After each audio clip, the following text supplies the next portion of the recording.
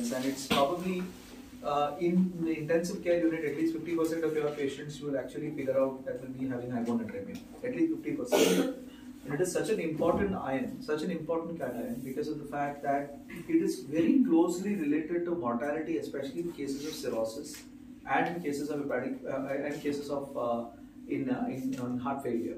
So those two cases, on heart failure and cirrhosis, it probably holds the most significance, I feel, when it comes to mortality prediction.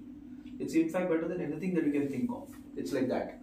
But that's why it is in liver transplant, sodium is actually included in the MELD score, because it actually tells you the prognosis and mortality in patients who got hyponatremia, especially when they have cirrhosis. Alright, so cirrhosis and heart failure, these are the two important parts of the story where prognosis is there.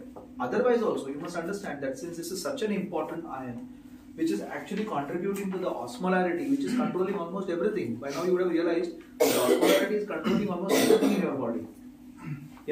And this is the maximum contribution of osmolarity into sodium. Sodium is one of the most important contributors. BUN upon 18 and glucose upon 18 and BUN upon 2.8. That's hardly contributing. You can in fact remove the BUN and creatinine and glucose from that equation, and you'll still be kind of looking at sodium only. That's why sodium is very, very important. So if sodium starts going down, it is definitely a problem.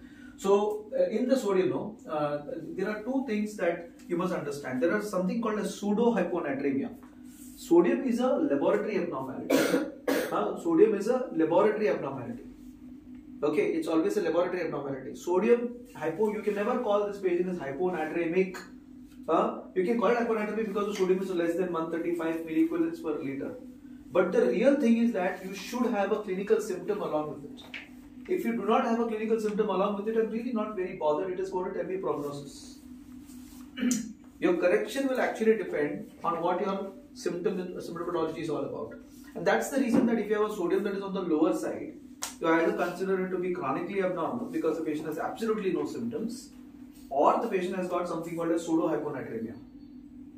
Okay, now what is pseudo-hyponatremia? Pseudo-hyponatremia is when, what did we say? Normally what happens is when we are actually looking at laboratory, you have, say this is the serum, this is the plasma, and this is the top, right? Now I want to figure out what is my sodium level. Okay, this is the plasma water. This is the actual plasma, the whole plasma. Plasma also will contain lipids and proteins and all these things, So usually in your body, 93% is water in your plasma. Only 7% is solute. Only 7% is solute. Anything more than 7% will actually cause the osmolarity to change, the content to change. You are understanding? So 7% up is the solute. This is the solute part, and the solute is only plasma is only 7%, and the rest of the entire thing, 93%, is actually water. That's why we say 60% of our body is water, 60%, 50% in females is water. This is actually a lot of water. Okay, so 60% of our plasma is actually is water. Okay, so when a laboratory actually checks sodium, it is supposed to look at what? We want to find the sodium here. Okay, it actually has to find out the sodium over here. In this entire plasma, what is the sodium? That's why we get milliequivalents per liter. Right, this is what we want to figure out. Now, what it is assuming, what the laboratory is usually assuming, is that this is a fixed fraction of 7%. This is a fixed fraction of 7%. So if it's a fixed fraction of 7%, I don't find any problems on this. I will use a correction factor with my existing this and give you the sodium level, which is actually sodium by plasma water. It is actually looking at plasma water, not the plasma. You understanding? समझ में आ रहा है? So it is assuming that 7% is constant. That means the lipid content in your body is constant, the protein content in your body is constant. It's assuming that to a certain level, and it puts a correction factor and gives you the answer. That's how the sodium is found out. This was how it was found out. Okay, that was how it was found out. Okay, in laboratory, that was how it was found out. Now we have ion-specific electrodes. Now at this moment we have direct ion-specific electrodes. So the entire notion of pseudo-hyponatremia came in from earlier times when we didn't have ion-specific electrodes, when it was done this way. Now what it is, we have ion-specific electrodes. So the pseudo-hyponatremia could be thought like this, that in olden times when they were doing checking for sodium levels, they used to check it like this. by first differing it, then finding out the sodium in this and adding a correction factor. This is what they used to do. So in olden times, when they used to do that, unfortunately, when there is hyperproteinemia, like an increase in IVIG that they've given, or there is paraproteinemias, or there is hypertriglyceridemia more than 1500 milligram per DL, or lipid protein X, and all those things are there, all these lipid disorders are there, this fraction used to go up. So if this fraction has gone up, the actual plasma volume will come down. No? Actual plasma volume will actually go up, but the sodium will come down because it is distributed in the bigger compartment. So this was called as pseudo hyponatremia. Though the actual sodium in the body is the same, but it is just distributed in a bigger compartment. And that's why milliequivalents per liter, it will cause hyponatremia. That is called as pseudo hyponatremia. So pseudo hyponatremia means the body sodium is normal. So the method with which you do in the laboratory is kind of different, because of which you are getting hyponatremia.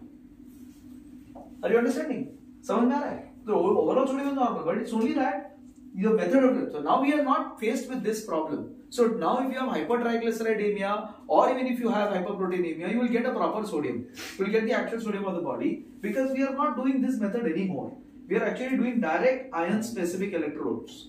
Direct ion specific electrodes. This is a specific method in the laboratory that now everybody is using. So that pseudo hyponatremia that comes from hypertriglyceridemia, hyperproteinemia, which everyone talks about, is probably not even existent now. समझ में आ रहा है? Why did I start with this? Because this is a question that you will always ask yourself. कि भाई इसमें मेरे को high, you will expect that when the patient is in the ICU and you have hypoproteinemia, you will have low sodium. It is never like that, because it was old time.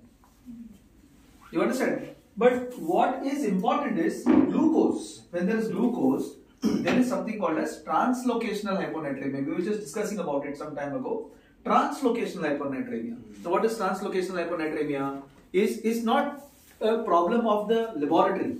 It is not a problem of the laboratory. It is actually a problem where the sodium is moving out from the cells into the system, where you are getting a sodium on the higher side.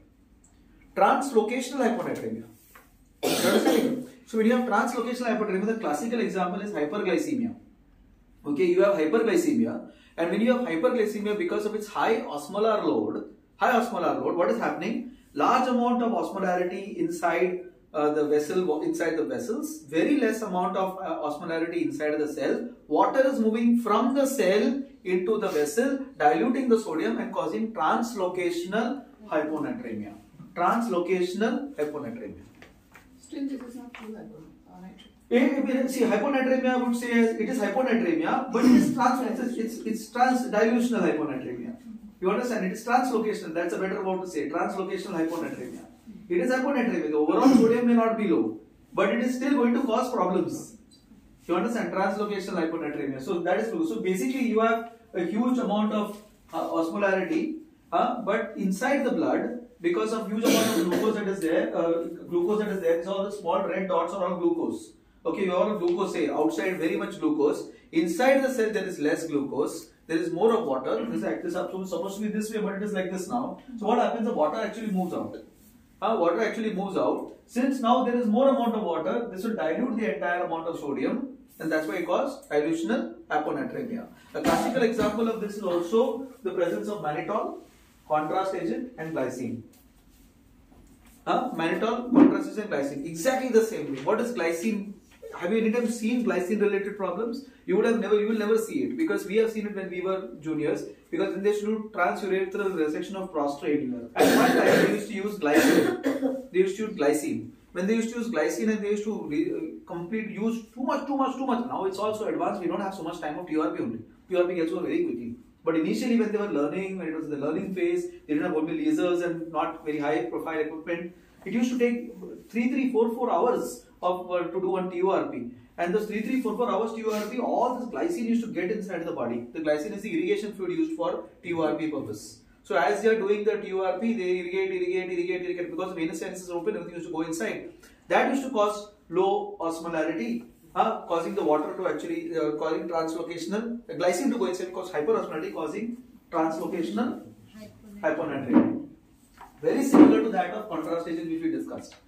Okay, contrast agent also, it is translocational hyponatremia, where you are using high osmolar dyes. Now we are not using high osmolar dyes. Now we are using low osmolar, but low osmolar is still more osmolarity. It's not normal osmolarity. Okay, normal osmolarity for us was 275 to 290. Okay, but we are not in normal osmolarity. Even if you say low osmolar, it is not low, actually low. It is still high. Even that can cause. So if you are going to use osmolar dyes of a very high amount, say you're going to use 6-hour procedure, 5-hour procedure, you're doing aortic something, bypasses something, you're doing some major procedure, contrast agent related, you can still have translocational hyponatremia. The same is the case with mannitol. You'd always think mannitol would actually cause hypernatremia. Mannitol should cause actually hypernatremia. Why would it cause that? Because mannitol will cause huge amount of fluid loss. Because there is huge amount of fluid loss, sodium will actually go up.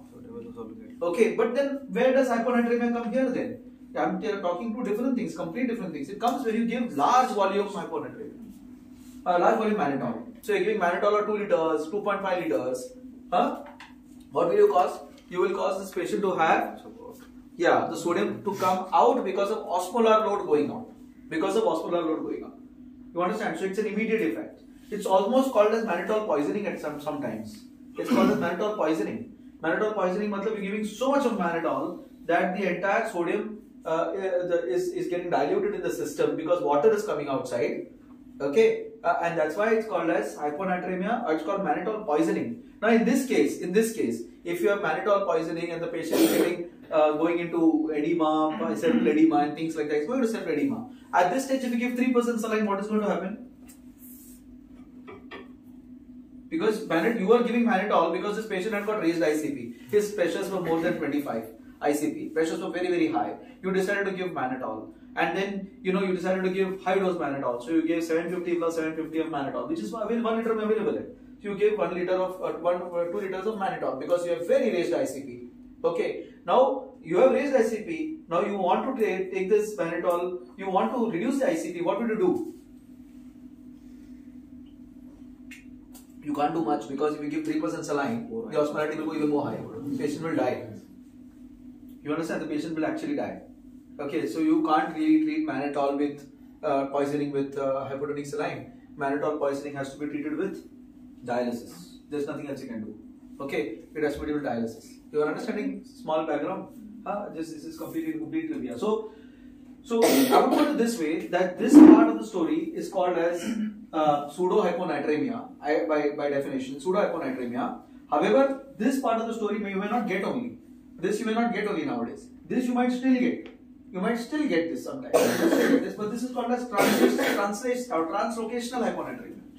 Okay. The other form is called factitious hyponatremia. What is factitious hyponatremia? When you say factitious hyponatremia means, there is a 5% dextrose going on from one side and then you've taken a sodium from that same side. Now 5% dextrose is going to be hypoosmolar and from there I'm going to take the sodium out. It is definitely going to show low sodium levels. Or you have done a blood gas. In the blood gas you have taken too much of heparin. You are taking only 1.5 ml of blood gas and in that you have put an ml of heparin. It's going to be a 50% dilution. Yeah, and there again you can have problems. Of course you have iron-specific electrodes, so no problems per se. Are we really worried about pseudohyponatremia?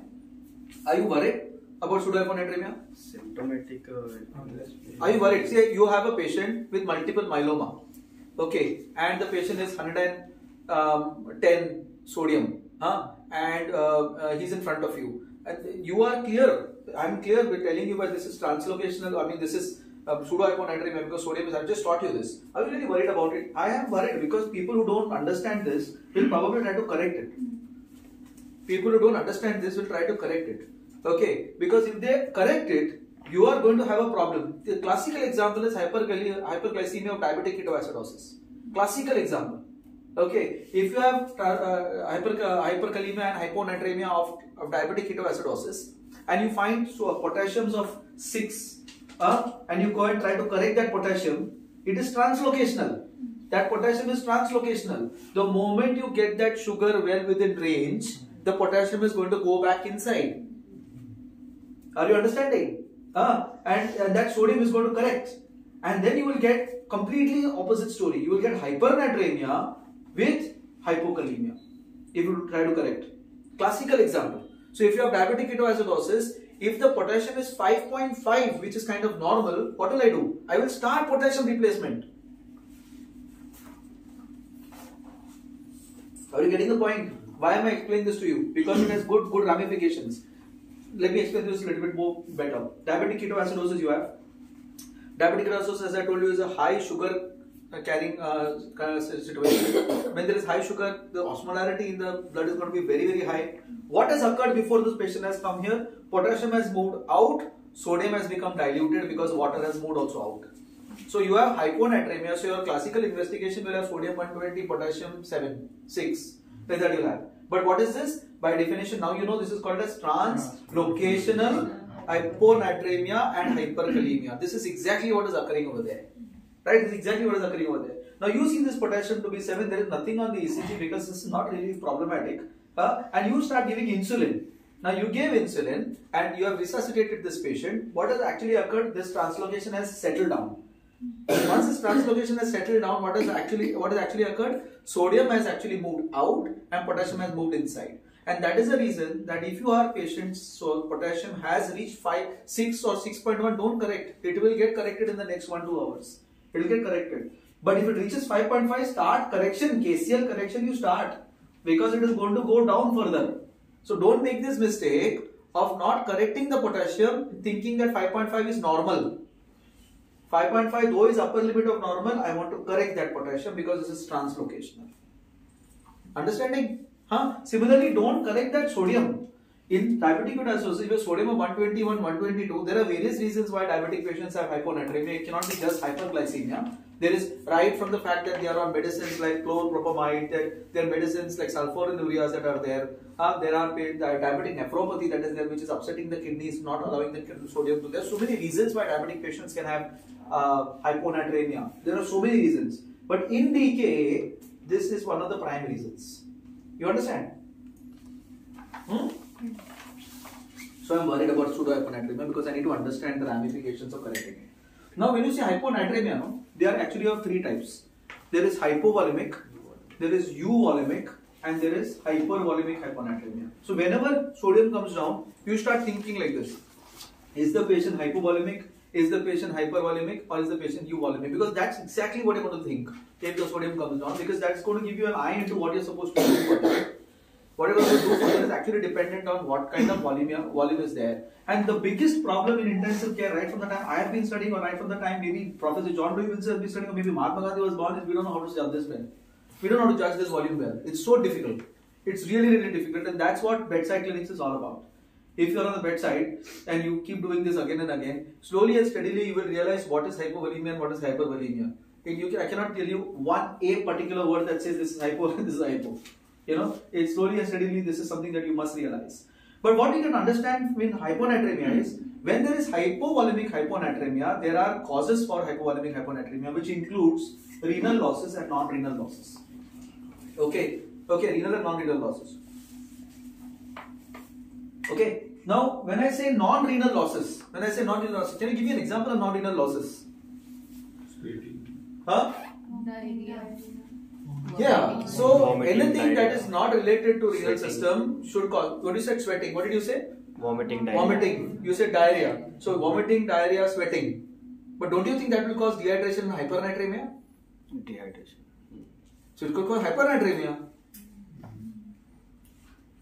If you think this way, that vomiting, diarrhea, this is cause, it is going to cause hypernatremia. How is it going to hyponatremia? Hypovolemia.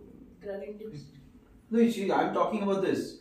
What is the pathophysiology? How does vomiting cause hyponatremia? How does diarrhea cause hyponatremia? How does diarrhea cause hyponatremia? In fact, I would have thought this way, that diarrhea is going to lose large amount of water and patients should get hypovolemic and thus hypernatremic.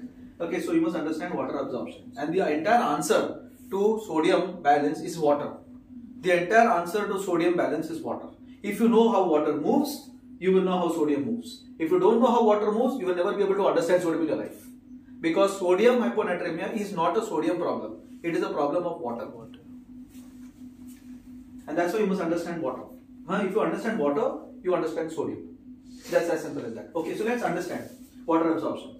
So our GI tract is composed of stomach, the small intestine, large intestine. This is what it is composed of. On an average, 10 liters 10 liters is a flux in your body. 20 liters rather, I would put it this way. But 10 liters is a minimal flux that you're going to have in your body. Or 20 liters. 20 liters minimum in your body. Now at this moment there will be 20 liters of flux going on. In 124 hours, 20 liters of in your body. How does they move? The first absorption that occurs is occurring over here. So the stomach and the duodenum absorbs 10 liters of water. 10 liters of water. Okay. Then as it comes down to the small intestine, it absorbs 6 liters to 2.5 liters. Okay. And then the coming out is only 1.5 liters from here. And it is the last 1.5 liters, means 1 liter is absorbed from the colon. And that's why you have a urine output of, or the stool output of 1000 ml. 200 grams, more than 200 grams is what we call as diarrhea, isn't it? Every time. So we call it as one, that's how your stool output is so much. 0.1 liter. Right? You would have noticed this now. If a person is drinking 4 liters or 5 liters of water, he should have had 4 liters of output, no? From the stool. It is not occurring like that because the absorption mechanisms are excellent. The absorption mechanisms are excellent. Clear on this? This is the absorption mechanisms for water are excellent. Okay, so you see the amount of water that is getting absorbed, it's huge amount. It's huge amount. Now, what will happen is, this is also, this absorption of water is not only helped from the intestines, it also helped from the kidney. Okay, this water that is coming out from here has to come out and go somewhere, no? So the kidney is responsible for doing that. And importantly, you must understand, in the abdomen also, you have various concentrations that are occurring. So for example, in the gastric system, there is 120 millimoles per liter of sodium.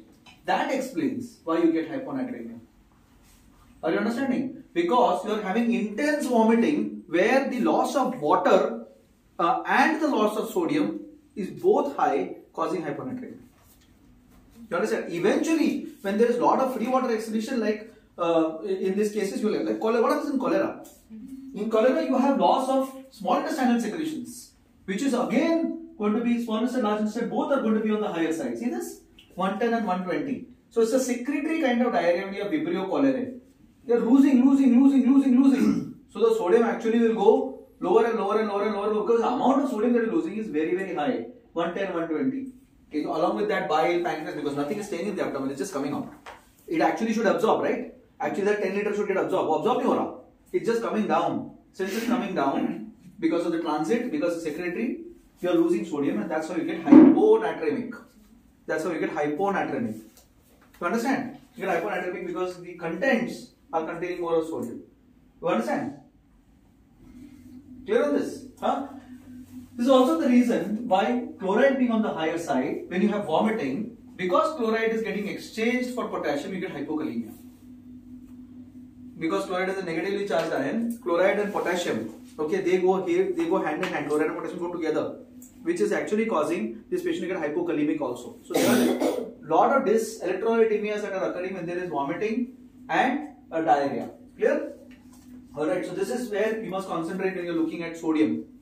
And that's how they become hyponatremic. Okay, that's how vomiting causes hyponatremia and diarrhea causes hyponatremia. Clear? Clear on this? So in that case, what is happening? You are losing water and you are losing sodium. So what will be the treatment? Normal saline. Simple. The treatment of that will be normal saline. You don't have to think much. It's just normal saline. You just give normal saline and they get fine. The patient who's just now coming. She has diarrhea. She is drowsy. She is not okay. What do you give them? Normal saline. She has clear-cut hypovolemic hyponatremia. Right? Now the next question that comes is what are renal losses? And for understanding renal losses, what are renal losses? So that tubules and ATMs. So you must understand again what is happening here. Okay, what is happening here is this is what your entire thing is. How does our sodium concentrate water? Till now we discussed about water moving. Huh? Everything is water moving. How does our nephron conserve water? That's very interesting actually. This part of the system is actually hyperosmolar. It is because of the hyperosmolar nature. And how does it maintain this hyperosmolar? Because this part of the system, that is the ascending group of Na, actually increases the sodium and chloride absorption. Since it increases the sodium and chloride here, the medullary interstitium is hypertonic here. So when it comes over here, dilute urine, the antidiuretic hormone actually kicks in and then takes out the water from there. or releases the water. It accordingly changes is because this medullary interstitium is responsible for maintaining the osmolar gradient. It is helping to maintain the osmolar gradient, right? Now what is happening in loop diuretic? In loop diuretic, what is happening is you've suddenly changed everything. This maintenance is gone because the loop is acting actually here. Okay, loop diuretic or of these places. Okay, but here the entire thing is based on only on sodium chloride over here. But where is the water getting absorbed? Here, distal convoluting tubule and the collecting duct. So a thiazide is actually working right here. That is why, if at all, what is going to happen? Medullary osmotic gradient is going to reduce. That's why loop diuretics don't cause as much hyponatremia as compared to thiazide diuretics, because the water mechanism is done from here. समझ में आ रहा है? I'll explain this once more. Okay, we are usually having a medullary osmotic gradient. Okay, the lesser the osmolar gradient over here, lesser amount of ions over here, lesser amount of ions over here, lesser the water will move, and then hyponatremia will come in. That's the thinking. But it is an after effect of the medullary osmotic gradient, not a direct action on the ADH. It's not direct action on the ADH, where ADH is responsible for all the concentration gradient. Okay, alright, and where is the action? The action is only in this area, it's not in this area where the distal collecting duct comes in over here. But what is happening with thiazide diuretic is actually working directly on the DCT. It is actually working right over here. There's the thiazides in the metallosome. Since it's acting here, it directly acts on the collection water, the water collection area. Okay, and thus causing hyponatremia more than loop diuretic. So tomorrow if you have a patient with Lasix and thiazide which is causing the hyponatremia more, it's usually the thiazide diuretic. It's usually the thiazide diuretic. Okay, if at all loop diuretic what it will do, it will reduce this osmotic gradient as much. So the ADH action will actually not be that, will not really be very bad. ADH is working because of this. ADH is working because you are maintaining this. Okay, now if you are not going to maintain this by giving loop diuretic, ADH will not work as much. You are understanding? That is why if at all it does not cause that kind of hyponatremia, this causes that hyponatremia, thiazide diuretic. Clear? Clear on this? The ADH is kicking in because of that. If you take both of them out, ADH will stop kicking in. Okay, and problems may not occur. That's why that's how furosemide works, and that is the reason that thiazide is the one that actually causes more hyponatremia. Clear? The entire point that you have to understand is about euvolemic hyponatremia, because that is very common. These two are very simple to treat. Why is it simple to treat? Because the cause is very simple. Okay, it's a very simple thing. Stop the diuretic, he will start getting better. Give the normal saline, his sodium will start getting better. Both the causes, renal and non-renal losses, so simple to treat. Like for example, that lady was coming, you give her the sodium, she will become better. Yesterday's hypovolemic shock that came in, what was the scene? Sodium low, everything low. You gave him the sodium, he became conscious today. You understand? He became conscious today, right? Similarly, the lady who just now come in, you give him normal saline, she will become okay by by today evening. She should become conscious in obeying commands, right? The entire problem is euvolemic hyponatremia, and most often we will be dealing with these cases. Euvolemic hyponatremia. This is going to be the most common cause you're going to have, of which today you must understand what SIADH is all about. And that is the sine qua non or the main condition, that is euvolemic hyponatremia. SIADH, syndrome of inappropriate antidiuretic hormone secretion. What does that mean? What does that mean? Does the antidiuretic hormone increase or decrease? What is happening? What should happen today? If I were to, if you had hyponatremia, what should happen to the antidiuretic hormone? If you are drinking a lot of water and you're full of water, what you should release?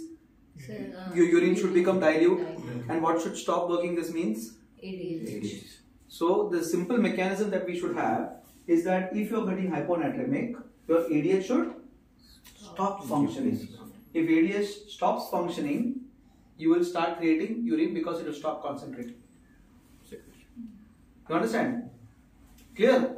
समझ में आ नहीं समझ में आया? Your ADH should stop working, because then it will stop antidiuresis. It will diurese.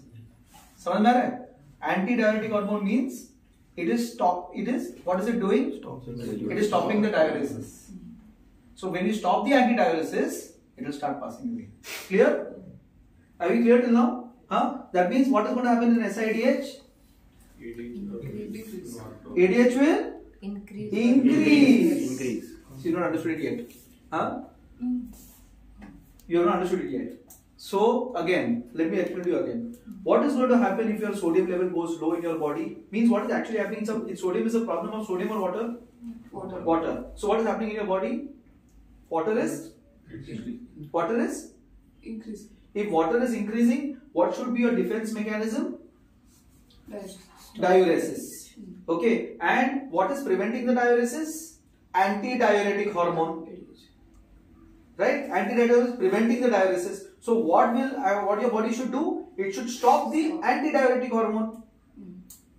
Okay. When it stops the antidiuretic hormone, there's a normal mechanism. You will stop diuresis.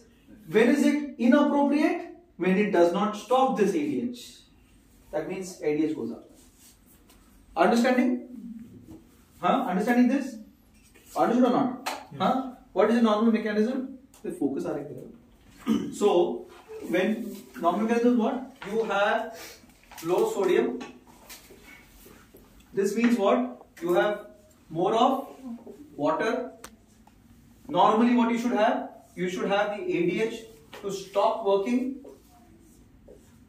If the ADH stops working, what should happen? You should excrete out more water. This is our normal mechanism, isn't it? You understood this? This is our normal mechanism. That is how we pass urine when we drink a lot of water. Okay, so now at this moment I must tell you about another mechanism. Have you heard of fraternity hazing? Fraternity hazing, have you heard fraternity hazing? Have you seen American Pie movie? हाँ? तो उसमें वो लोग ragging करते हैं, देखा तुमने? हाँ? Or for that matter, have you heard of beer potomania? You've heard this term many times when you're actually looking at hyponatremia. You hear this word beer potomania very often. Beer potomania. What is this? Fraternity hazing. What is fraternity hazing? Fraternity hazing is, लोगों को बोलता है कि तुम मुंह खोलो, मैं तुम्हें पानी डालूंगा, beer डालूंगा. I'll put beer, I'll put water, I'll just put liters and liters and liters and liters of water going inside. That means, in fraternity hazing, that's a kind of ragging or kind of friendship बनाने के लिए करते हैं. हाँ, fraternity में they are giving 20-30 liters of water. 20-30 liters of water. Can you believe 20-30 liters of water? That's how they are giving. Okay. So anything more than 20 liters of water, the ADH can't work anymore. Okay. The ADH cannot do the concentration. बहुत ज़्यादा हो जाता है. समझ में आ रहा है? हाँ? That means even though the ADH is secreting, still the urine becomes concentrated. Still the urine becomes dilute. Hyponatremia develops. In spite of the mechanism being there. पानी उतना निकलता नहीं है. Ideally क्या होना चाहिए? Ideally what should happen? Sodium is going low, water is increasing, excretes more water. In fraternity hazing, you are increasing the water. Since you are increasing the water, the sodium is getting diluted. But still the amount of water that is excreted is not adequate enough, causing the dilution hyponatremia to persist. This is called as fraternity hazing. Fraternity hazing, or sometimes called as beer potomania, because what happens over here? Person is sitting and drinking liter and liter and liter and liter of beer, not eating anything. ADH is not able to work because इतना beer P गया तो 20 litre beer P गया. आपने पास एक patient था 35 litre beer पीता था रोज. याद एक पेशेंट था गांव से आया था 35 लीटर beer पीता था. 35 लीटर beer पीता था. यो याद है कि तुम्हें बस याद होना चाहिए. एक पुलिस वाला नहीं, एक बंदा था 35 लीटर beer पीता था. 35 litre. He's doing 35 liters. That was his count. उसके घर में खाली बॉटल था. So brothers had told us ना कि 35 लीटर उनका पीता है वो. 35. That's called beer potomania. It can be psychogenic polydipsia also.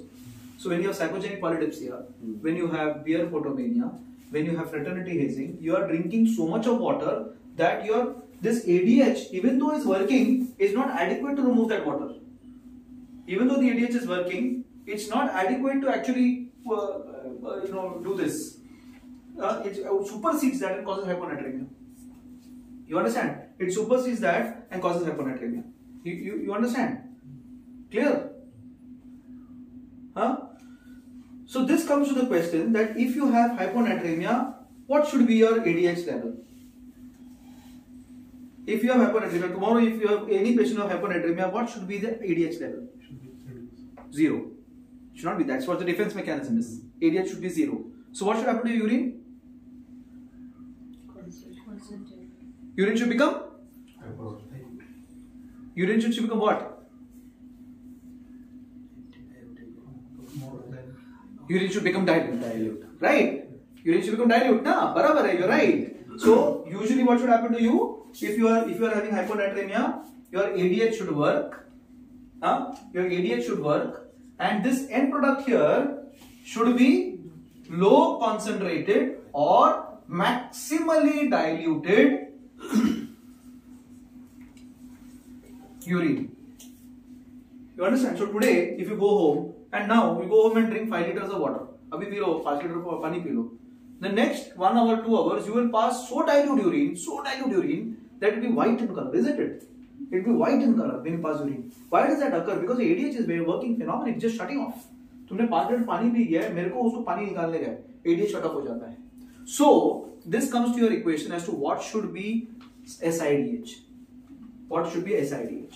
Now, if you think what should be SIDH, in the background of having hyponatremia, in the background of having euvolemia, okay, or hypervolemia for that matter, if the urine is less than maximally diluted, it is called as SIDH, because ADH is working inappropriately, because that is why the urine is becoming less than maximally diluted. I'll repeat this once more. Understand this very carefully, okay? You understood this mechanism yet? You understood this mechanism? Now, in the background of having hyponatremia, which is true hyponatremia, not any of those other causes that we talked about. True hyponatremia. Okay, true hyponatremia. Okay, what should be the defense mechanism? Your urine should be maximally diluted, because it is true hyponatremia. Because your urine should be maximally dilute. But in the presence of true hyponatremia, if the urine is less than maximally diluted, it means that the ADH is inappropriate. It should have been appropriate, means ADH should have been 0. Now it is inappropriate. That is why it is called as syndrome of inappropriate ADH secretion. समझ में आ रहा है? You understood this? समझ में आया? That's why the famous equation that we have from long ago is called as Schwarz and Bart's criteria. Schwarz and Bart's criteria, which is the SIDH criteria, which actually says urine less than maximally dilute. Which actually says that urine less. It's such an old equation, but it's actually so perfect. Such an old definition. It's got 5 criteria. It says hyponatremia, which is equal, which is actually mirroring the serum osmolarity. It says that there is some excretion of urine sodium. There is the urine is less than maximally dilute, and there is no hormonal issue like adrenal, thyroid, anything like that that is causing this. And then fluid restriction benefits this patient. Then it is called as SIDH. So what is the Bartter-Schwarz criteria once more? So that's the criteria to diagnose SIDH. What I just now said, and it is actually what I just now explained. Okay, what is Schwarz and Bartter's criteria? You should have true hyponatremia. True hyponatremia with serum osmolarity being also low, right? Because false hyponatremia will not have that, right? Clear on this? You may have hyperosmolarity. You're understanding, no? Because you are having those patients with hypertriglyceridemia, mannitol, glycine, all these things which will cause hyperosmolar. So you should have true hyponatremia with true hyposmolarity. With hyposmolarity. Barabar? It cannot be hyper. Clear? First criteria. Second thing is what? It should be, urine should be less than maximally diluted. Urine should be less than maximally diluted. 3.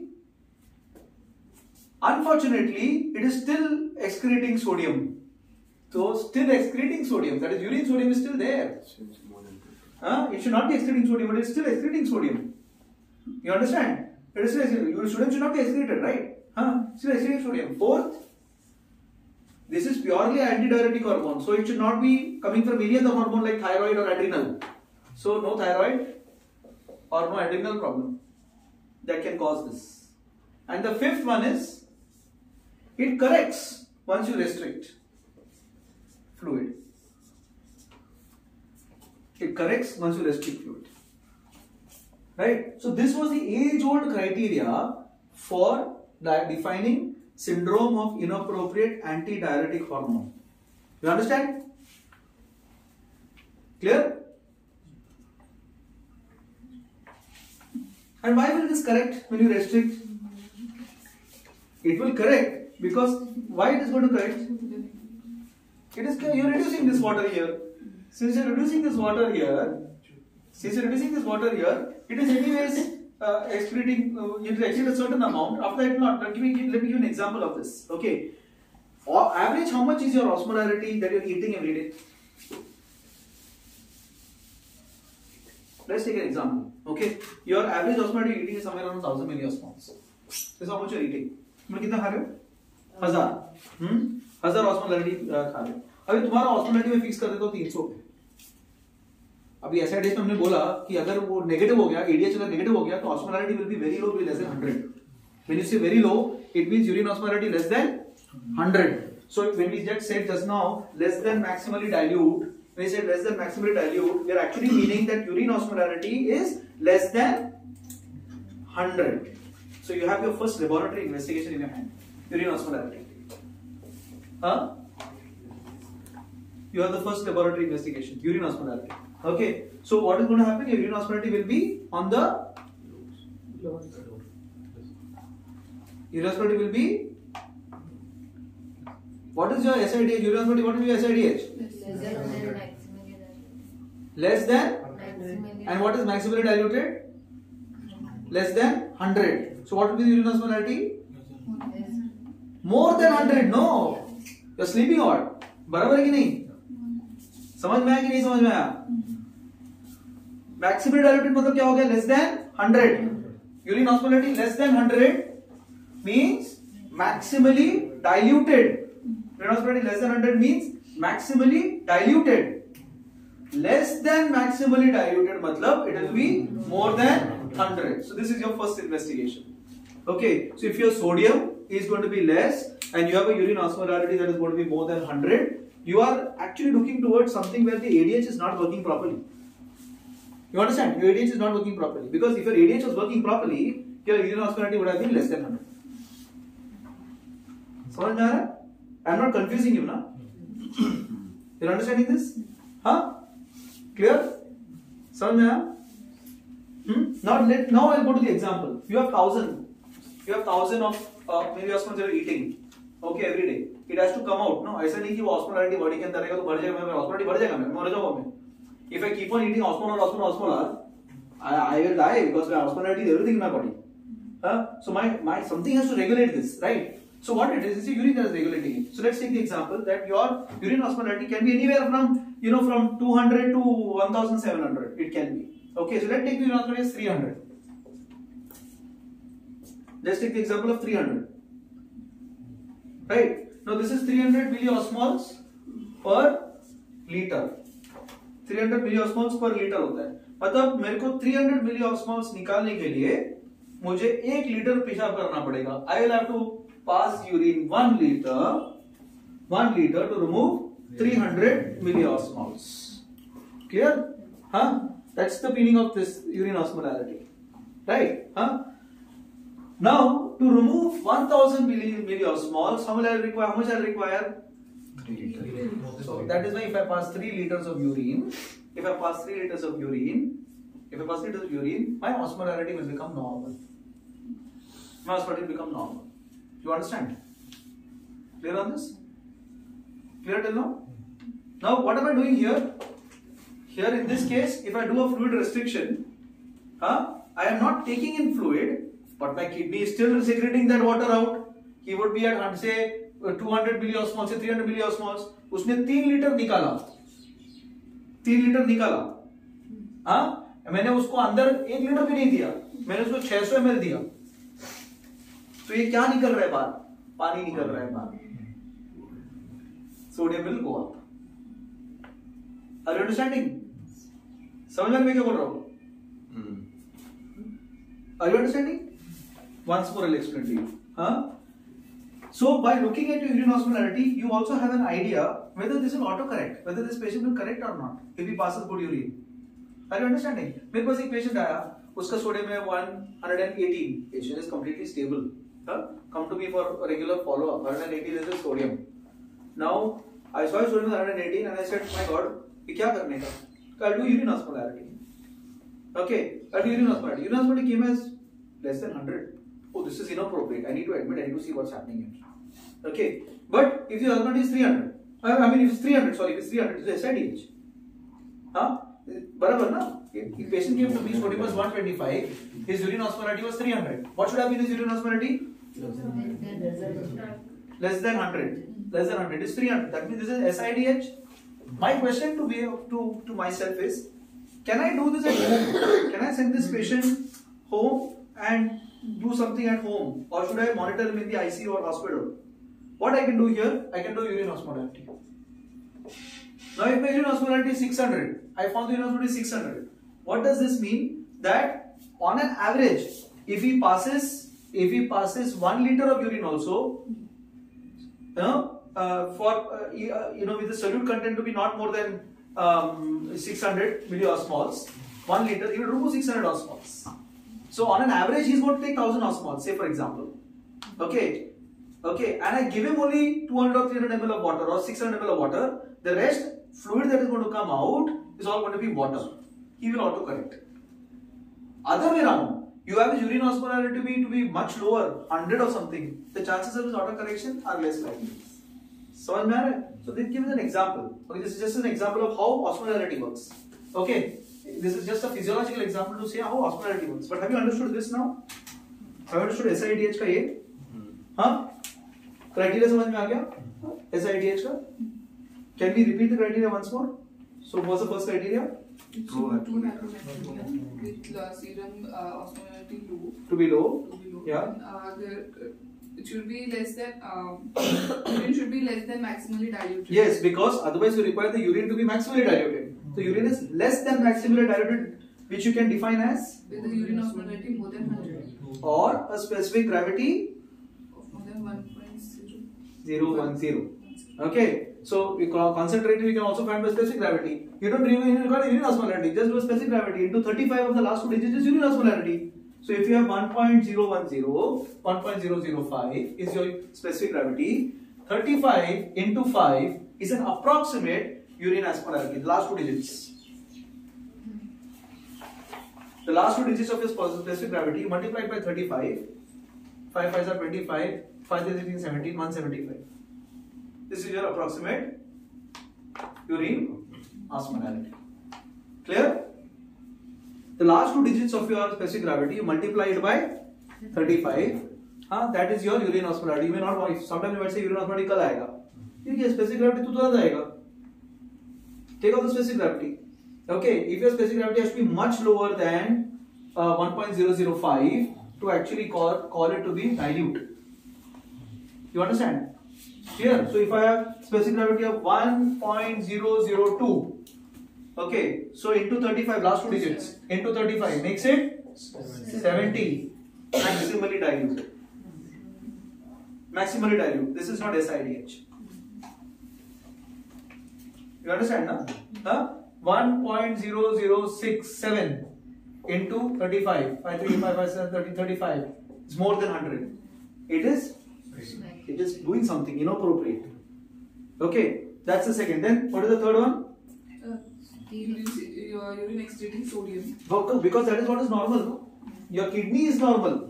Your problem is not the kidney. Your problem is water. Kidney is normal. That is why your sodium is excreting out. Now you go back to hyponatremia, which is really something where sodium and water is going down. The urine sodium will be less than 20 because kidney is normal.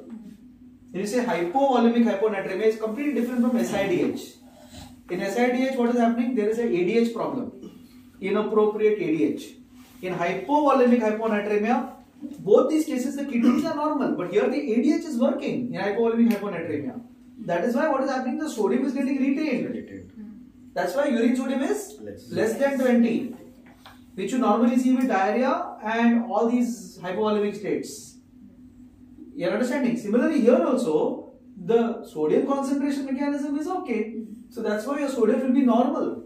If it was less than 20, what you would think? Yes, hypovolemic hyponatremia, it's not SIDH. You understand? It is hypovolemic hyponatremia, it's not SIDH. That's why you will think. If I do my urine sodium, so my next investigation that I have in my hand is? That's why you have urine sodium. That's why you do the urine sodium. You understanding? Huh? So I'm just going one by one to the investigations that you probably might do with SIDH. Barton and Schwartz criteria. We went through Barton and Schwartz criteria, and now we're going to one by one to the investigations that we're going to do. Okay, the labs that we are concentrating the labs of how to diagnose and how each of these labs can be interpreted. Each of these labs can be interpreted. You've understood the first lab, urine osmolarity. You've understood that clearly. You've understood specific gravity clearly. You've understood urine sodium clearly now, and why are we doing it? You've understood that? Huh? You can also, by urine sodium, you can also see something very OPD wise. If the urine sodium plus urine potassium is more than serum sodium, we will not autocorrect. This is complete trivia. I don't want to get into the depth of this. But urine sodium plus urine potassium, if it is more than the serum sodium, okay, this patient will never autocorrect. When I say autocorrect means just fluid rushing, he'll become fine. एक autocorrect होगा ही नहीं, because उसका urine osmolarity बहुत ज़्यादा है. समझ में आ रहा है? Autocorrection में क्या चाहिए? Urine osmolarity कम होना चाहिए. Then you will excrete water out. The thinking is like this. The thinking is, if this is less than serum sodium, then urine will be more dilute. Here urine osmolarity is high because of sodium and potassium being high. In short, you can also, as your OPD patient, if you do a urine sodium and potassium and you find it to be more than serum sodium, you can say, tell the relator that no, this is not going to autocorrect. I will need to give you some medicines. I will just give fluid restriction and send them home. So understanding this? Huh? So this is one of the role of, if you want to send a urine potassium. Okay, if you send a urine potassium. Clear? Huh? We would never do that in the intensive care unit. We probably do it in the OPD practice. We probably never do it in the intensive care unit. Are you understanding? Huh? Now this trivia is completely different. We are talking about SIDH. What about hypo? We just discussed cirrhosis and hepatic failure and heart failure. Why do they have low sodiums? What is their reason for low sodium? How do they create that low sodium? Why does it occur? How? Why? Retention of huh? water retention. Why? Why? Actually, the body should actually take out the water, no? If the body is sensing that there is more water, what should the body do? The IDH should work more, na? The IDH should work less and get out the water, no? Till now, what did we say? We said that, अरे जब body ज़्यादा हो, पानी अगर होगा, तो urine dilute होके पानी निकल जाएगा. This is what we thought, isn't it? तो body में पानी ज़्यादा हो रहा है, तो निकलना चाहिए ना? What is happening here? Why? Why? The question is why. The answer is when you have this hyponatremia, when you are having this heart failure or for that matter hepatic cirrhosis, common to them is in heart what is happening? You are actually having a reduction in effective circulation. Both of them, reduction in effective circulatory volume. Effective circulatory volume. BP is okay, but effective circulatory volume is low. Why? In cirrhosis, yes, you are having vasodilatation, splanchnic vasodilatation, which is reducing effective circulatory volume. In heart, you are actually having the baroreceptors being saying that amount of circulatory volume is lesser and lesser because cardiac output is low. So baroreceptors are working here, which actually tells him that the effective circulatory volume is low because the pressure exerted on the vessel is much lesser. Okay, so you have baroreceptor that is working over there, and that way you are having vasodilatation, which actually drops the effective circulatory volume. Are you understanding? When it drops the effective circulatory volume, the mechanism that kicks in is usually the RAS system, which actually acts on aldosterone, causing sodium and water retention, but the water retention is much higher than the sodium retention. That's how they develop. So that this entity will be called as hypervolemic hyponatremia. ADH is working. So now you have three entities in your hand. You have euvolemic hyponatremia, you have hypovolemic hyponatremia, and now you have understood what is hypervolemic hyponatremia. Clear? Hypervolemic hyponatremia. Clear on this? Clear? And this hypervolemic hyponatremia is also the background for beer potomania and huge amount of water, that is fraternity hazing. Hypervolemic hyponatremia, or a patient who's got psychogenic polydipsia where he keeps on drinking water. I did this to myself to find out. just as a trivia, I did it to myself to know what happens to my sodium. So I one day really I did this. I've done all these experiments for myself just to understand. I like to do this. So I actually did. I drank around 27 liters of water.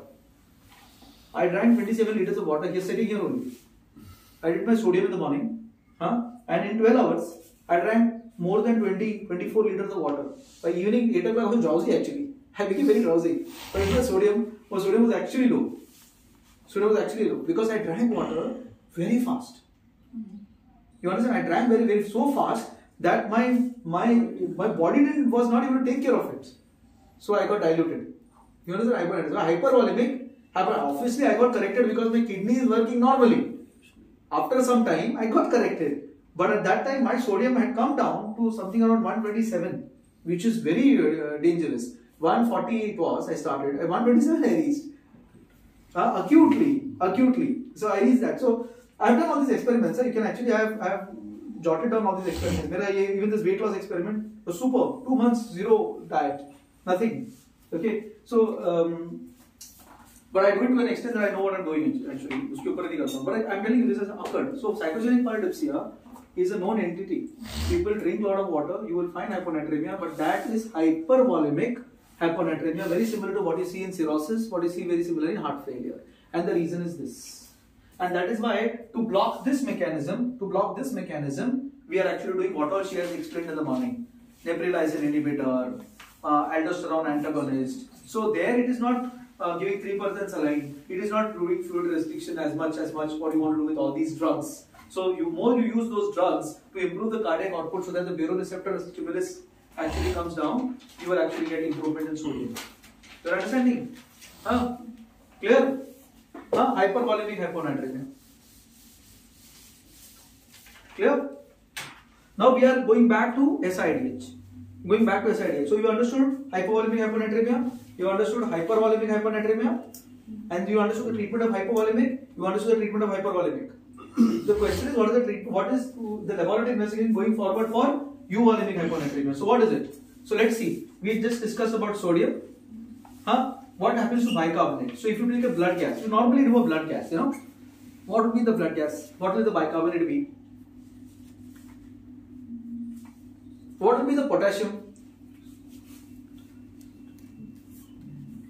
What will be the potassium? But we just now discussed that why osmolarity कम हो रहा है, potassium translocate होगा, क्या होने वाला है potassium को?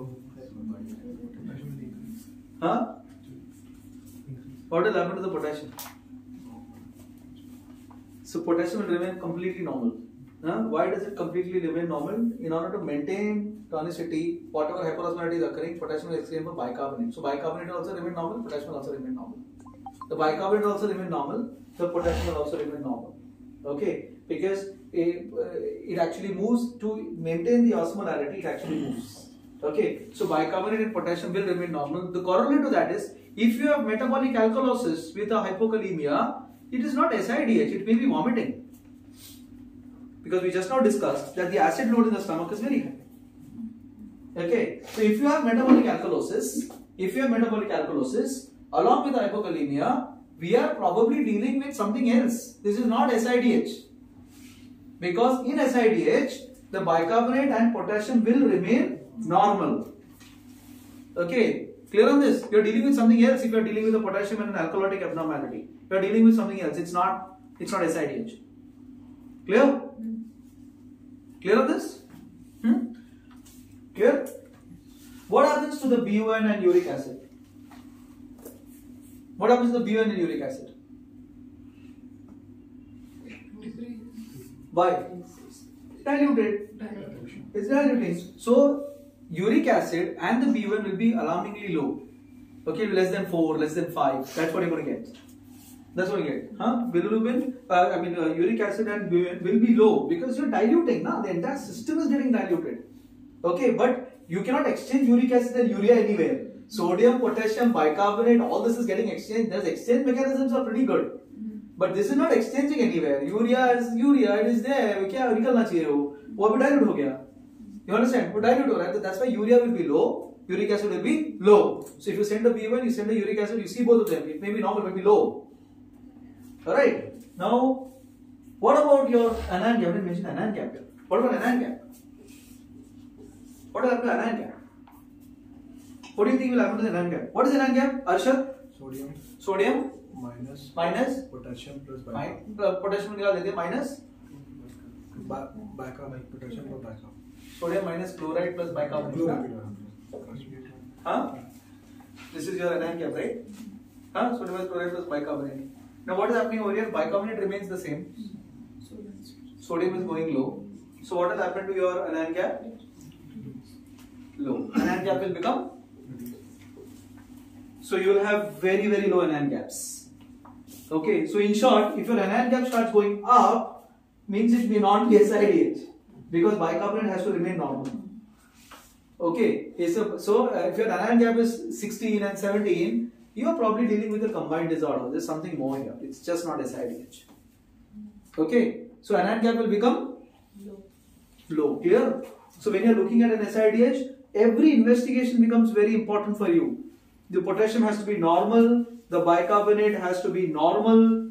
Okay. You cannot have the anion gap to be high. It has to be low. Okay. Your sodiums have to be true hyponatremia. Your uric acid and your B1 should be low. It should be less than 4 or something like that. 4 or 5 or something like that. You understand? Huh? To actually call it as SiDH. And we discussed about urine osmolarity as to what it should be. What should be the urine osmolarity? What should be the urine osmolarity? Numbers more than 100. So urine osmolarity has to be more than 100. Right? Then we can call it as SiADH. What about cortisol and thyroid? This we are just doing so that that is not there, because in the Bart's and Schwartz's criteria we said there should be no adrenal problem and there should be no thyroid problem. You understand? Huh? That's how the Bart's and Schwartz criteria comes in. You understand the Bart's and Schwartz criteria? It actually goes through each of those things. It goes through each of those things. A very old criteria, but it is very pertinent. Okay, very pertinent to how we manage SiDH, how we look at SiDH as. Clear? Any queries on SiDH? You should never now mistake SiDH the way I have taught you all. Okay? Huh? Now we go to the treatment part. Shall we do treatment now or shall we do it next time? So chloride will remain? Chloride will remain the same. Exchange for bicarbonate. Negative. That's why Bicarbonate, no. Bicarbonate exchange, negative. Okay, that's exchange. Okay? Huh? So the chloride will remain the same. That's why the anion gap reduces. Okay. So now the next question that comes to our mind is, okay, we have SiDH or we have whatever we have. How do you treat this hyponatremia? Okay, so if I were to now ask Vidya, what will be your first thing in diagnosing hyponatremia? What will you do now? Say a patient has come with 125. What will you first do? So first I will look for the volume status. You will first look for the clinical features. Yeah. Why? Because true hyponatremia should have clinical features. Okay, otherwise it may be pseudo hyponatremia. So the first thing you look for is clinical features. What are the clinical features you look for? Sir, any CNS problem? What? Neurological. See, you must say, I'll tell you the key to remember, when I was a resident, and even now, the key to remember anything is to write down, know this, know that, know this. To remember clinical features, to remember things like that, it's important to write. You see me writing know this, know that, I write that. I write it now also. I write now also. When time hoga to main likh dunga pura mein. But you as a resident doctor working and learning critical care, for that matter, even as a consultant, I feel, it's important to write no so and so. Then you remember the clinical features. He will not have any CNS manifestation. You don't know the CNS manifestation, this means. So what are the CNS manifestations? So एक हो गया drowsiness. So you will write no drowsiness. Whatever, you'll see what drowsiness. Then alternate. Sorry, वो तो हो गया drowsiness. Alternate से वही हो गया. Then confusion, alternate mental status. Okay. So ठीक है, drowsiness, confusion. Then reflexes. Okay. It can be depressed or hyperreflexic. Anything. Okay. Then it can be hyperreflexic also. Usually it's hyperreflexic. Okay. Then usually it's hyperreflexic. Then no seizures, coma. Okay, seizures, coma, gait instability, cannot walk. One of the prime things that you say is इतना weak है वो चल भी नहीं पा रही है. वो actually hyponatremia है. Gait instability. Okay, gait instability. So you are looking for prime features which actually the intensive care would look at: drowsiness, seizure, coma, and confusion.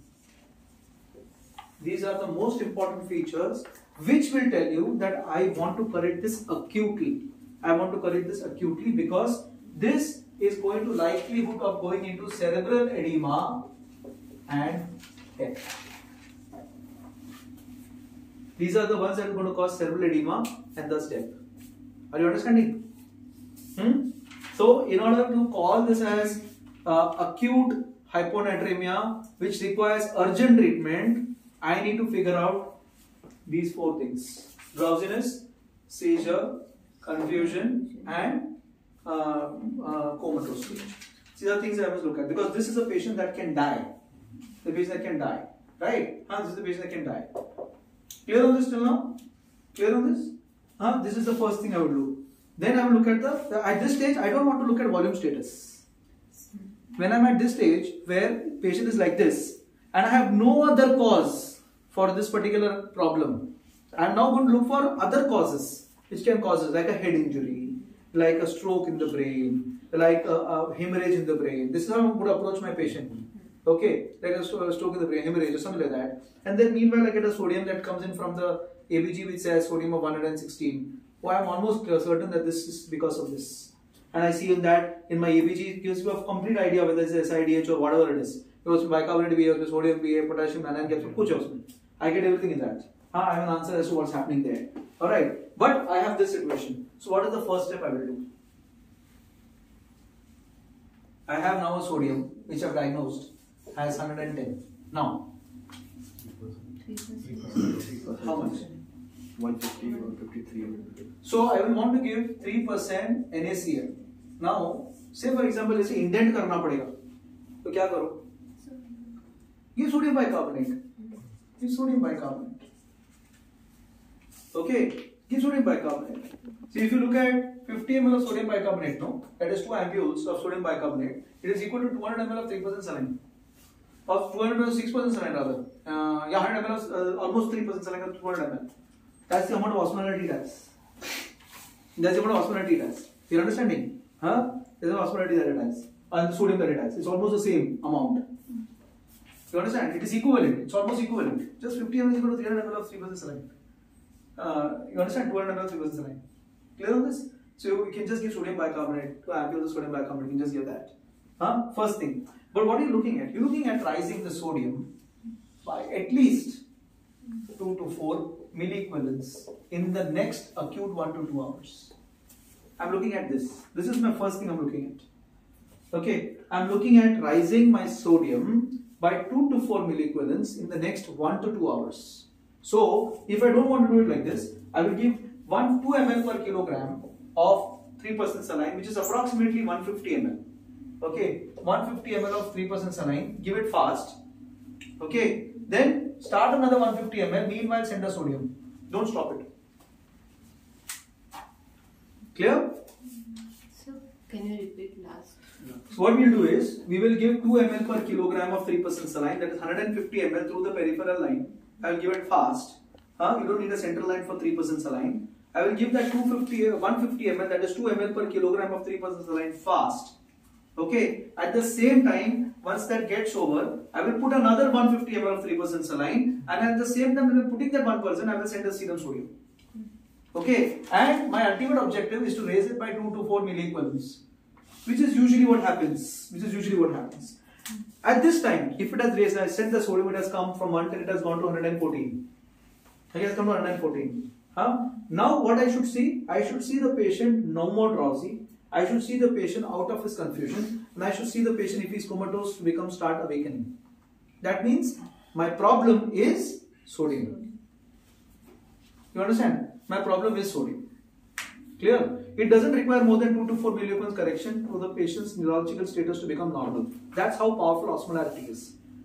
You know, your osmolarity by change of 1%, we can start a antidiuretic hormone. Can start or stop your antidiuretic 1%. Change of 1% of osmolarity. That's how important your, whatever that posterior hypothalamus is all about. You know, we call it a supra, whatever, posterior hypothalamic, where pituitary it comes in. That's how powerful it is. 1%. 1%. So that is why I don't require to really push it from 110 to 135 to become normal. Okay, I just require to push it by 4 milliequivalents, 2 to 4 milliequivalents, and patient should get better. If the patient gets better, I am actually sure that the pathology is hyponatremia. Clear? Clear on this? Huh? Clear on this? Now, what I must remember if I have 110 is this chronic? This is very important. When they come into the ICU, we should think whether this is chronic in nature. So to know whether it's chronic in nature, these symptoms of drowsiness, confusion, coma, all these things are they there for 2 or 3 days? Are they there for 2 or 3? 3-4 दिन के because chronic needs more than 48 hours. Chronic needs more than 48 hours. Okay, so I am correlating my clinical feature to my sodium levels by saying, okay, this hyponatremia is chronic, but still I am not certain about it. Since I am not certain about my chronicity, I can never be certain about my chronicity. You know, see, the features would have come sometime later. It could have been 110 for like 7 days, and the feature would have come 2 days ago. Okay, sodium would have been chronically low. Okay, 110. We don't know. So that is why I want to be safe when I am doing any of my procedures. Because if I were to correct this faster, there is a chance of something called a central pontine myelinolysis, osmotic demyelination syndrome, when then the patient's prognosis is very, very poor. Okay, so how much will I raise this by? I want to raise this to a maximum of 10 to 12 milliequivalents in 24 hours. 10 to 12 milliequivalents in 24 hours. Normally what we say is, rule of 6 bolte hum log. Huh? Let it go only by 6 in the first 6 hours. Huh? Let it not go more than that. Okay, this is what we say. 6 is what we take because we want a safety factor here. Right? So, 10 to 12 is what you want to do. So, say for example, you started at 2 o'clock. And at 5 o'clock, your sodium became from 110 to 120. Now what? 5 o'clock. This is 2 o'clock. It was 110. You give 3% saline and you started with infusion. And it became at 5 o'clock 120. Now what? 2. Sorry? What do we do? Because what you must know is our patient is not a beaker. Our patient is not a beaker कि beaker में इतना डालो तो इतने आने वाला उतना तो नहीं है. हमारे पेशेंट को सोडियम है, हमारे पेशेंट को यूरिन है, हमारे पेशेंट को हार्मोन्स होते हैं, थायराइड क्या-क्या है हमारे बॉडी में. वो कैसा इंटरैक्ट करेगा हमको पता नहीं है. जो 3% हम दे रहे हैं, what is going to happen to we don't know. We don't know. So it's a high likelihood that if it goes from here to here, what to do? If you will ask me, अरे sir ने बोला तो 150 plus 150 करेंगे तो ज़्यादा बढ़ेगा नहीं, ये बढ़ गया ना, बढ़ सकता है. That's what physiology, that's what the beauty of a human body is. We don't know what happens to us unless you monitor them. So you got them as sodium as 120. What do you do now next? I should not be worried because I have to raise 10 to 12 milliequivalents in 24 hours. So I will wait till 2 o'clock next day, 2 p.m. next day. So in the meanwhile, in this time, every 2 hourly I'll repeat. You understand? अगर ये 120 का 120 रहा, I'm okay. Though it rapidly rose in the first 2-3 hours, but since the whole 24 hours, in fact, it's not even 24 hours, 48 hours, 16 milliequivalents. Okay, 24 hours is just to be more certain. In 48 hours, if I don't raise by 16 milliequivalents, I am still okay. 48 hours. You understand? But we are looking at 24 hours. Better to look at 24 hours. It's much more comfortable. Clear? Clear on this? So I'm looking at 24 hours. I'm not looking at the acute rise in the first 2-3 hours. 24 hours rise. Alright. So this is about how to use 3% saline. Now the question is, I just said in the middle that we want to go in infusion. Now this is something now that for some reason comes again and again in the exam papers. Okay, it comes again. For your information, whoever is giving ITCSM this year, the entire paper has been revised.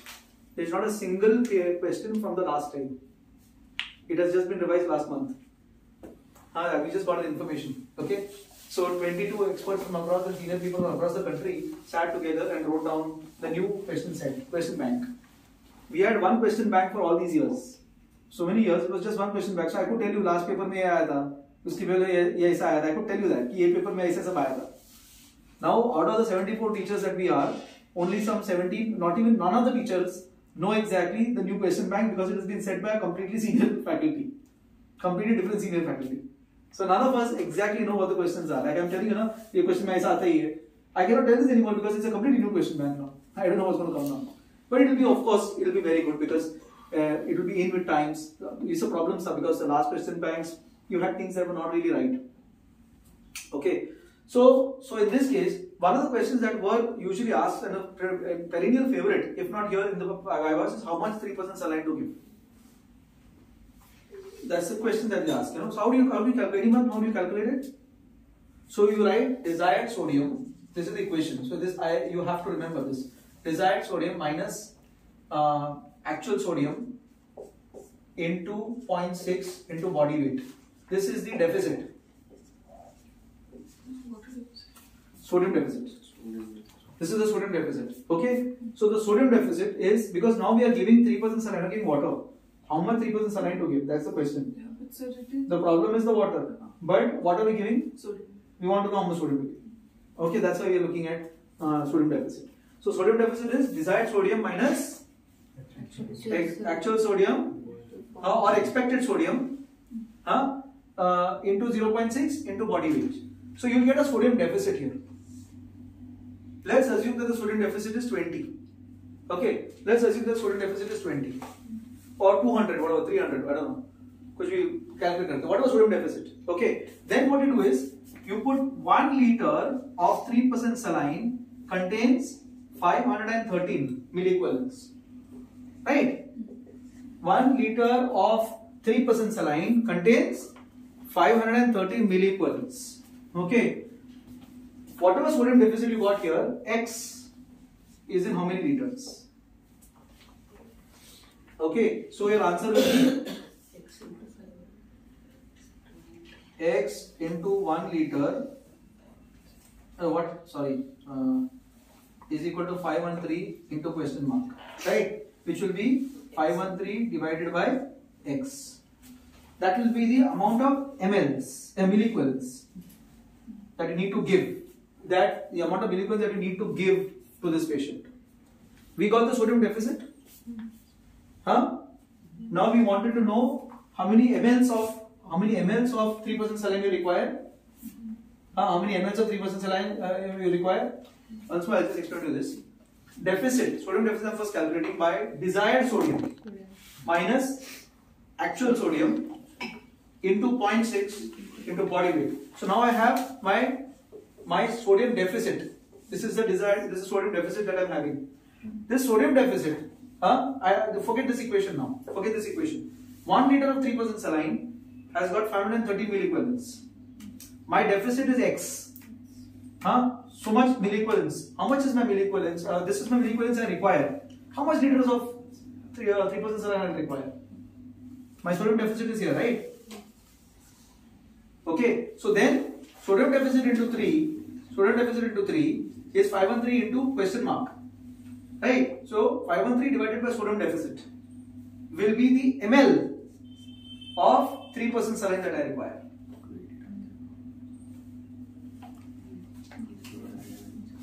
Right? Right? So this means now I have the mLs that I require. Initially I had sodium deficit, now I have the mLs. Now I want the mL to write only by 0.5 milliequivalents per hour because I need 10 only at the end. 0.5 milliequivalents per hour. So I will not put this into this equation कि मेरा desired sodium कितना है 0.5 चाहिए कितना मेरे को per hour देना है. It will give me the per hour ml per hour. Understanding? 0.5 milliequivalents per liter बढ़ना चाहिए और मेरे को उसको बढ़ाना है 24 घंटे में. तो ऐसे 0.5 milliequivalent in 1 hour और मेरे को 10 hour में बढ़ाने का है. तो how much ml per hour आएगा वो? समझ में आ रहा है? 0.5 milliequivalent per hour बढ़ाना. हाँ, क्योंकि आप लोगों को 10 milliequivalent बढ़ाना है ना 24 hours में. कितना बढ़ाना है हमको? 10 बढ़ाना है ना हमको. हाँ, तो हम 0.5 milliequivalents per hour पकड़ा. मेरे को I want to increase 0.5 milliequivalents per hour. Okay, so 0.5 milliequivalents 1 hour. Okay, 513 जो भी मेरे को कितना milliequivalents आया मेरे को in how much hours? So what ml we will get? We have to divide it in 24 hours. Yeah, and not divided in 24 hours. If you are going to, basically, so that you can give it at that rate so that it doesn't rise by more than 0.5. समझ में आ रहा है? This is the calculation for your infusion dose of 3% saline. This doesn't stop here. You still do sodium every 3-4 hours because as I told you, our body is not a beaker. ये अगर ये beaker में होता तो ये सब बराबर होता था. एक beaker में डाल दिया, कुछ नहीं हो रहा है, वहां का वहां डाल दिया हमने बराबर. इसमें क्या हो रहा है? Each patient is also excreting urine. His body mechanism is changing. He's coming off his sepsis. He's getting better. So that will keep on changing. You're understanding, no? It will keep on changing. That's why you need to still monitor the sodium. समझ में आ रहा है? Clear? So that's how you actually adjust 3% saline infusion dose. So bolus is clear? 150, 150. Infusion dose will actually depend like this. Also remember, desired sodium minus expected sodium minus actual sodium into 0.6 into body weight. That will be my sodium deficit. Okay, 1 liter of 3% saline has 513 milliequivalents. So much sodium deficit means how much milliequivalents? I want to raise my milliequivalents 0.5 milliequivalents per liter. This much milliequivalents I have to give. So how much do I give in liters per hour? It will give you liters per hour, ml per hour. So it will give you on an average I can tell you this much. On an average I can tell you that if you want to raise it by 0.5 milliequivalents per liter per hour, the average calculation is 30 to 40 ml per hour. On an average, because वो तो same ही रहेगा 125 to 135 को 10 ही increase करना. समझ में आ रहा है? On an average, it will be 30 to 40 ml per hour. And if you still don't want to remember this equation, in your practical thing, you just open MD Calc and put sodium correction. It's online, it's a calculator. This is calculated. You just put male, you just put weight, you just put all these things. 0.6 because it's body weight, no? 0.6 is the 60% of male. Female रहेगा तो 0.5 हो जाएगा. समझ में आ रहा है? हाँ? But on an average, you must remember that if you don't want to do this calculation, though what happens in the exam is sometimes you will ask this calculation. You ask sometimes in the exam you ask this calculation. कितना ml per hour? If you are asked like that, how many ml per hour? It may be 31, it may be 33, it may be 35, something like that. You understand? So we will probably say 30 ml per hour. That's the average we probably want to give. Clear? Understood the sodium correction? Huh? Clear? So this is sodium correction, and then once the patient comes from 110, he will reach something 120, right? Once he reaches 120, he will reach 120, right? In that one day, I am reaching 120, but 120 is still hyponatremia, no? It is hyponatremia. He is off his clinical features, but it is still very low sodium. I need to correct it. This has to be coupled with one of the strategies, of which first would be fluid restriction. The first would be fluid restriction. Why fluid restriction? As I explained to you, the urine osmolality will be 300 or something or 400 or something. It's very difficult to fluid restrict. I had one patient. This sodium was 122 and 122 or 123 or something at home. In order to fluid restriction, 600 करने को बोला. 600 में restrict ही नहीं होता है. होता ही नहीं है 600 में. Possible नहीं है. हमारा चाय 150, 175 ml का चाय आता है. खाना अपना 500-600 ml का रहता है. It's very impossible to actually restrict to 600 to 700 ml. Because if he says I am passing around 2 liters in a day and I want to remove 9 liters from his body, I have to restrict him. As simple as that. He has to keep passing that amount. So what I will do in that case, usually in such cases, I will do fluid restriction and add salt. Why I want to add that salt? Because I want to increase his osmolarity so that urine osmolarity will just say वो excrete करे पानी. To remove that osmolarity load of that sodium, to remove the osmolarity of the sodium, the urine has to increase its water. No, I explained to you it is fixed at 300, 400, whatever. समझ में आ रहा है? So I'll add some salt and do a fluid restriction over here. How much salt I will add? Somewhere around 2 to 4 grams. 2 to 4 grams of salt 3 times in a day or 4 times in a day. Clear? The other thing that I can do in this case, is to add certain medicines. Of which one of the medicines that we know is one of these vaptans. Vaptans are of two types, conivaptan and tolvaptan. Who's it? Conivaptan and tolvaptan. These are the two. But remember this. What is happening? इसमें क्या हो रहा है? Conivaptan, tolvaptan में क्या हो रहा है? What is actually happening? So it is an aquaretic. वो क्या कर देता है? वो immediately it goes into the distal collecting ducts and actually causes insertion of aquaporin channels, which will actually cause more water removal. I don't know how much it's going to remove and how long it's going to remove. I don't know. So there is always a chance of overcorrection. There is always a chance of overcorrection. Okay, so if I start patient on tolvaptan, which can be anywhere from 15 milligrams twice a day or once a day to 60 milligrams maximum. Which can be, I can start at 15 milligrams and see what happens. But what I must be worried of in these cases is overcorrection, because I don't know how this tolvaptan, because it's not reversible, no? Reversible नहीं है. मैंने उसको दे दिया, aquaporin channel चला गया, and he starts passing urine, and he passes doing 400 and 500 liters and 3 liters and 4 liters. What is going to happen? He is going to actually overcorrect his sodium. It may go more than that, and I'm worried about osmolar demyelination again, because that can be very disastrous. Very, very disastrous. We had a patient whose sodium was very, very low, and it was 110 or 111 or something. And it was her birthday. She was otherwise fully conscious. Yeah. She was fully conscious. Okay, fully conscious, nothing at all. But sodium was 112. Multiple myeloma, translocational hyponatremia. And in that instance, I was not in the city at that moment. Okay, I was not in the ICU. And someone saw 111. Patient had nothing. Patient had absolutely no problem. No CNS abnormality, no drowsiness. 112 was seen in the ward and the shifted. This would have been partly due to translocational hyponatremia. There's multiple myeloma, severe multiple myeloma. Patient otherwise normal. Patient was admitted for normal chemotherapy. Are you understanding? Patient came to us and somebody gave him 30 ml per hour of 3% saline and did not follow the sodium. That was her birthday also. That same day was her birthday. We actually celebrated her birthday also. They actually celebrated the birthday. Celebrated the birthday. Next day the sodium from 111 and of course multiple myeloma correction went up to 130 something, 132, 133. And nothing was done. When it goes so high, you need to do a lot of things. You need to prevent it from exceeding the water. So you need to give something like vasopressin, mineral spray, so that it stops that water coming out. You understand? Because if the water keeps on coming out, problem will occur. It will overcorrect. I want to stop that, so I need to give desperate spray, or I need to stop his urine output in some way. You understand? Otherwise, a problem हो जाएगा. Right? Urine output was keeping on happening because we were correcting. And it was nothing like that. If body was osmolarity बढ़ा रहा है, तो urine output बढ़ा रहा है. You are giving 3% saline, so osmolarity is going up. Since osmolarity is going up, the urine is, because the total osmolarity intake is going up, it has to excrete that, no? So it has increased the urine. Sodium went very, very high. When sodium went very, very high, we after 5-6 days, this patient became comatose. 4 or 5 days became comatose.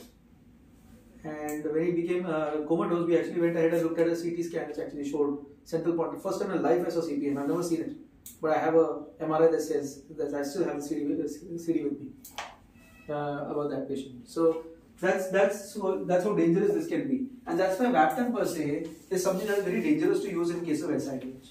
It's very dangerous to use. You never know what is going to happen with Vaptan. So if you use 50 mg Proglasca or something like that, you add, you have to be very certain to follow the sodium to see what is happening. The effect can be today or tomorrow or day after also. You never know.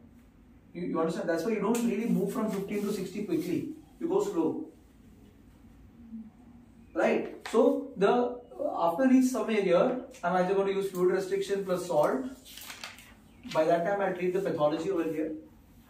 And maybe if it's a long time, I'll start the patient on Vaptan, because mostly this will occur because of multiple reasons. This SIDH is occurring because of multiple reasons, which can be related to just pain, just sepsis, just fever. You understand? SIDH as an entity is not a disease status. It's because of multiple reasons. You know, drugs, anything, aminoglycoside can cause it. An amphotericin can cause it. Any of these medicines can cause this. Just having pain can cause SIDH. Just post-operative diuresis can cause this. Post-op pain can cause SIDH. There are so many entities that can cause SIDH that once that entity gets corrected, the SIDH moves off. You've seen that very often. That suddenly the patient starts getting better and the urine output starts up in a big way. That's what's happening. Which class striking example is that Hiraman on that side. Yesterday suddenly urine output 200. Why? He's come off his pathology probably. That's why his clinical symptoms have become okay. He's no longer in that dysnatremic state that he was in. Okay. So this is about this is all about management of SIADH. Any questions on SIADH? Any questions yet? Any questions? SIADH? What's there ahead? What's being ahead? Oh, that's it. So you should know the labs that come into the SIADH. Okay. Let's stop this now.